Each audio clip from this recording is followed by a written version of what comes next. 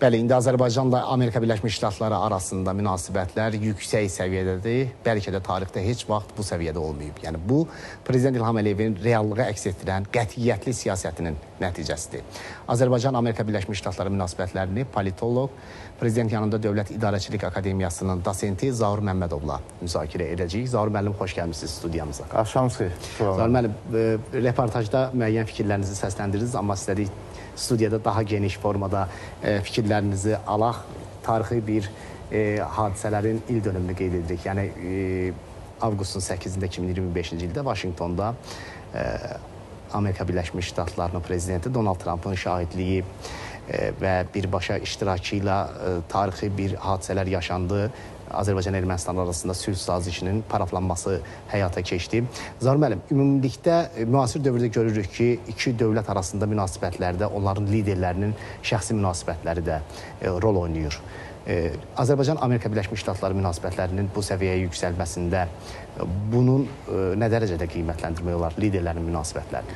Bəli, Turan müəllim, sözsüz ki, biz ona şahidlik etməkdəyik ki, bugün dünyanın bir nömrəli fövqəli dövləti sayılan Amerika Birləşmiş Ştatları ilə istənilən dövlət münasibətlərini inkişaf etdirmək istəyir, istənilən dövlət münasibətlərini doğru və düzgün məcraya salmaq istəyir, amma heç də hamıya bu müfəvvəq olmur. O cümlədən Azərbaycan-ABŞ münasibətlərinin bu səviyyə çatması da asan bir məsələ deyildi. Uzun müddət idi ki, Azərbaycana qarşı elə başda olan dövlətlərdən biri də Amerika Birləşmiş Ştatları idi ki, Qarabağ məsələsində, erməni məsələsində ölkəmizə qarşı təzyiqlər edirdilər. 9-7-ci düzəliş tətbiq edilmişdi. Eyni zamanda hətta 1980-ci illərdən də başlayan bu yana tarixə nəzər yetirsək, görmüş oluruq ki, baxmayaraq ki, Amerika Birləşmiş Ştatları həmin dövrdə SSR ilə müttəfiq deyil, hətta düşmən bir dövlətlər sayılırdılar, iki dövlət. Amma bugünkü Biden dünənki Biden administrasiyasında olan bir çox şəxslər tərəfindən həmin dövrdə, artıq 1980-ci illərdə, o zamanki siyasi elita dövründə SSR Xarici İşlər Nazirliyinə, SSR belə deyək, partiya nomenklaturasına məktublar yazırdılar. Və məktublarda qeyd edirdilər ki, Qarabağdakı ermənilər Azərbaycanın tərkibində ola bilməz, Azərbaycanlılarla birgə yaşaya bilmirlər. Bu məsələnin həll edilməsi üçün SSR-dən xahişlər edilirdi. Görün, məsələ nə dərəcədə dərin idi. Və yaxud elə 1918-20-ci illərdə Qərbi və Şərqi Zəngəzur bölgələri həmin dövrdə bütöv vahid halda Zəngəzur idi və Zəngəzur istiqamətində biz Azərbaycanlılarla ermənilər arasında müharibənin də şahid idik və belə bir dövrdə 1919-cu ildə ABŞ Zəngəzurda öz protektoratlığını yaratmaq ilə bağlı tərəflərə müraciət etmişdi ki, bunu bir müharibənin dayandırılmasında bir rıçaq vasitəsi kimi görürdü. 1990-cı illərin əvvəllərindən də bu və yaxud digər şəkildə hadisələrə biz şahidlik etdik. Yəni, niyə demək istəyirəm bütün bunları? Ona görə ki, biz dünəni unutmamalıyıq. Bugünkü səviyyə isə təbii ki, bu strateji tərəfdaşlıq haqqında artıq sənəd imzalandı.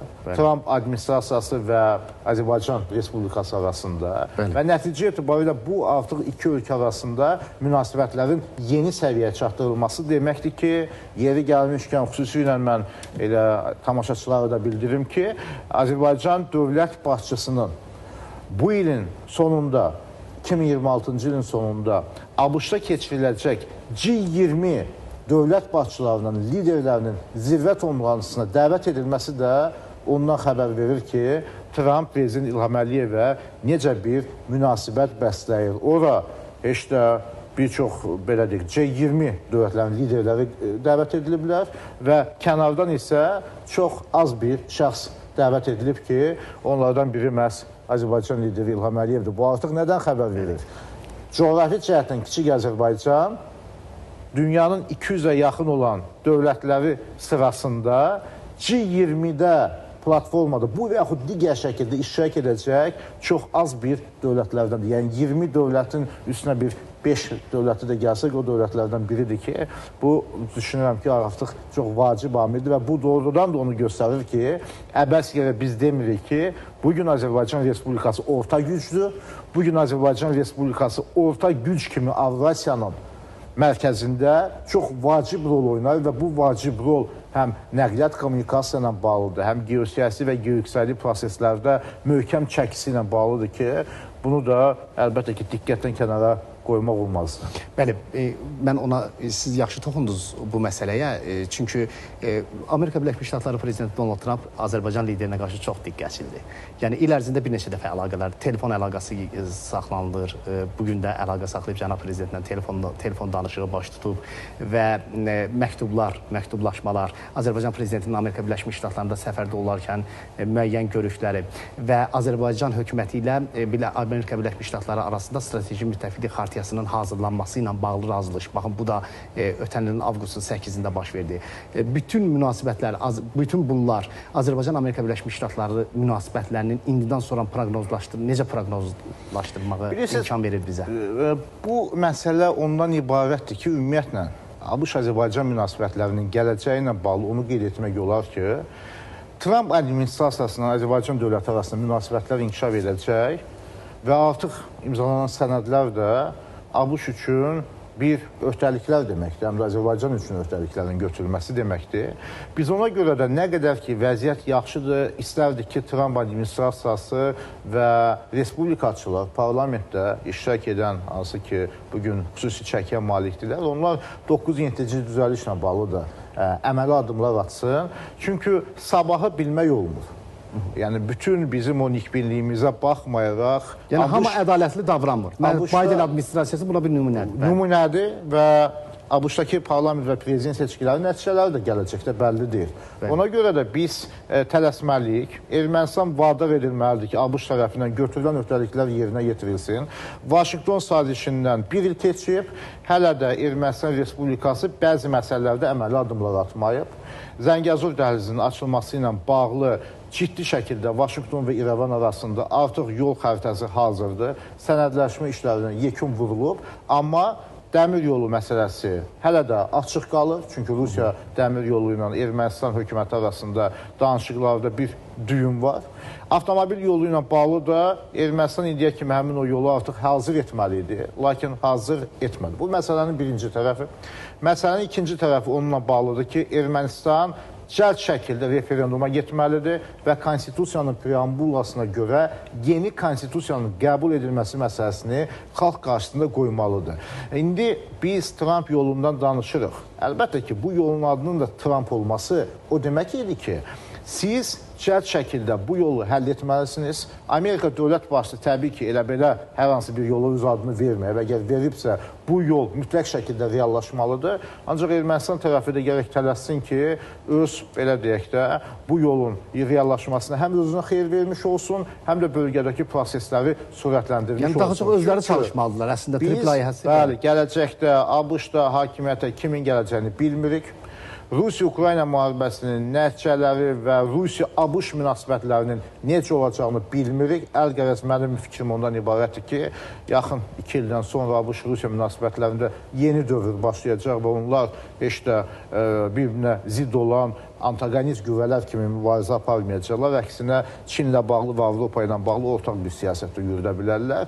İran-ABŞ müharibəsi fonunda baş verənlər də gözümüzün qarşısındadır. Ona görə nə qədər ki, bu sülh prosesi üçün sülh müqaviləsinin imzalanmasına real olaraq şans var, bu imkanlardan istifadə etmək lazımdır. Düzdür, Ermənistan baş naziri Nikol Paşinyan bugün Azərbaycan prezidentini özü zəng edib və onun ritorikasından da, onun bugün bəyanatından da biz görürük ki, və o elə Qarabağdakı o məsələləri keçmişdə saxlamağı, bir daha bu məsələyə, geri qayıdışla bağlı məsələlərə, belə deyək də, bəyanatlar verməməyi, bu məsələni unutmağı ermənilərə tövsiyə edir. Amma digər tərəfdən Ermənistan baş naziri o şəxsdir ki, o elə Rusiya ilə bağlı da, Avropa ilə bağlı da bir sıra hər gün bəyanatlar verir. Amma bəyanatların arxasında da real əməli addımlar atılmalıdır. Ona görə mən qiymətləndirirəm Vaşinqton sazişini çox yüksək. Bəli. Vaşinqton sazişi bir daha onu göstərdi ki, dünyanın bir nömrəli dövləti reallığı qəbul edib və sabah ABŞ-da hakimiyyətə kimin gəlməsindən asılı olmayaraq, Vaşinqton sazişi onu göstərdi ki, Amerikada etiraf edir ki, bölgədə yeni reallıq var. Qarabağ məsələsi keçmişdə qalıb, Qarabağ Azərbaycan ərazisidir və Azərbaycanın başçılığı altında bölgədə yeni proseslərə başlanıb. Bu, 44 günlük müharibənin nəticəsi olan 3 tərəfli bəyanat, hansı ki, Rusiya lideri iştirak edirdi. Bir növ Rusiya platformalarında, biz Moskva və Soçi platformalarında reallığın qəbul edilməsini de yure görmüşdüksə, 2022-ci ildən başlayaraq biz Charles Michel və istəsə də istəməsə də Macronun iştirakı ilə olan görüşlərdə Avropa İttifaqı platformasında Qarabağın elə Praqada və s.